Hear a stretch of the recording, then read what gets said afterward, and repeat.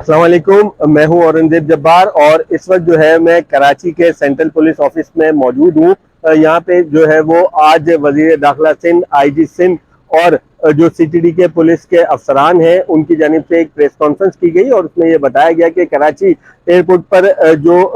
गैर मुल्की काफिलों पे कुछ हमला किया गया था, उसमें जो है वो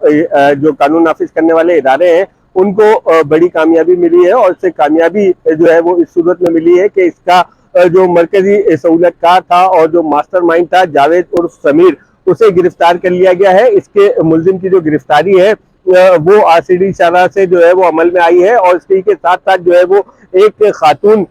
भी जो है वो कानून नाफिज करने वाले इदारों ने गिरफ्तार किया है। उसके खातून का नाम जो है वो गुलनिसा बताया जाता है। ये वही खातून है जो कि एयरपोर्ट पर हमला करने वाले जो खुदकुश हमला आवर शाह फहद था, उसके साथ जो है वो गाड़ी में भी देखी गई थी। जब ये गाड़ी जो है वो बलूचिस्तान से कराची में एंटर हुई तो उसमें जो है वो खातून को बिठाया गया ताकि जो है वो ये स्नैप चेकिंग और जो नाके होते हैं वहां से जो है वो बासानी खातून की जो मदद है वो लेकर यहाँ से आ सके। अब इसमें जो है वो मजीद बातें सामने आई हैं कि इसमें जो है वो इसके जो सहूलतकार है वो मरकजी किरदार जो है वो जर्मनी में भी बैठे हुए हैं और बैरून मुल्क से जो है वो बलूच लिबरेशन आर्मी को ऑपरेट कर रहे हैं। इसी के साथ साथ जो है वो एक अहम बात इसमें ये सामने आई है, क्योंकि जब ये धमाका हुआ था तो उस वक्त ये देखा गया था कि बहुत ज्यादा जो है वो गाड़ियां तकरीबन 12 से 15 मुतासर हुई थी और बिल्कुल जलकर तबाह हो गई थी। तो उसमें जो केमिकल यूज किया गया था एयरपोर्ट हमले में, तो वो बताया जा रहा है कि ये वही केमिकल था कि वर्ल्ड वॉर 1 में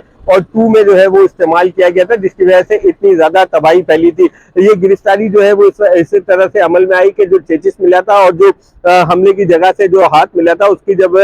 बायोमेट्रिक की गई और उसकी शनाख्त देखी गई तो शाह फहद के नाम से आई थी। और फिर जो है वो कानून नाफिज करने वाले इदारों ने जो है वो बिल आखिर तकरीबन 1 महीने से जायद का वक्त गुजर चुका है और इसके मुल्जिमान को जो है वो गिरफ्तार कर लिया है। इसमें जो है वो सहूलतकारी